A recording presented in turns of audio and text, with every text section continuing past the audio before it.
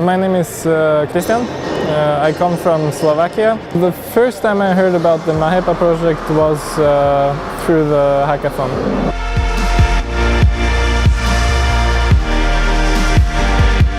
It's also the first time I came in contact with the project. So I decided to enter the MAHEPA Hackathon because it was a very interesting project, a very interesting event. You have 3 days to design a concept aircraft and to meet new people, to meet the industry.